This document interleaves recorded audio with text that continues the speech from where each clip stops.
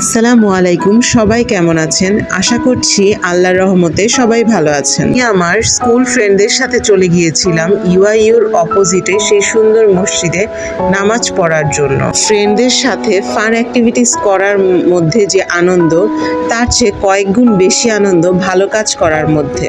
এই কাজগুলোর মধ্যে অন্যরকম শান্তি আছে, আর মনে হয় যে আমরা ফ্রেন্ডরা একসাথে রাইট ট্র্যাকে আছি। আলহামদুলিল্লাহ, আল্লাহ এমন একটা সুযোগ দিয়েছেন যে আমি আমার ফ্রেন্ডদের সাথে এরকম ভালো কাজ করতে পারছি।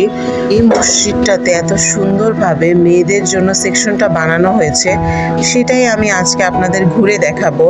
দেখুন কত সুন্দর করে, কত বড় পরিসরে মেয়েদের অজুর ব্যবস্থা করা হয়েছে, আর একদম ক্লিন। আমি যতবারই গিয়েছি আমি এটাকে একদম পরিষ্কার পরিচ্ছন্নই পেয়েছি। ইভেন প্রত্যেকটা ওয়াশরুমের ভিতরেও একটা করে বেসিন রয়েছে। অনেক টাকা খরচ করে বানানো হয়েছে, দেখলেই বোঝা যায়। অ্যান্ড মেইনটেনেন্সের পিছনে ওনারা ভালোই টাকা খরচ করছে।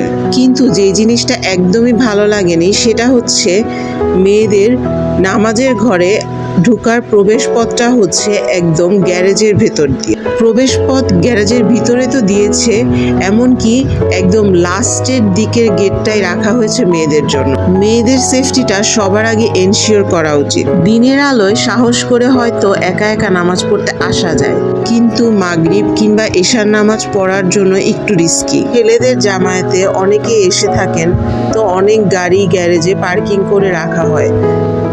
এত ড্রাইভারদের সামনে দিয়ে মেয়েরা যেতেও আনকমফোর্টেবল ফিল করে। আমি সবার পক্ষ হয়ে জানাচ্ছি, সব মেয়েরাই এটা নিয়ে অবজেকশন করেছে। আমি সবার পক্ষ হয়ে বলছি, আমি জোহরের নামাজ পড়তে গিয়েছিলাম, তাই এখন যথেষ্ট আলো রয়েছে। কিন্তু আপনি চিন্তা করুন, মাগরিব কিংবা এশার নামাজের সময় এই জায়গাটা কেমন ভুতুড়ে টাইপের হয়ে থাকে। আমি ওইখানে কোনো কমপ্লেন বক্স পাইনি, তাই আমার ভিডিওর মাধ্যমে সবাইকে জানানোর চেষ্টা করছি।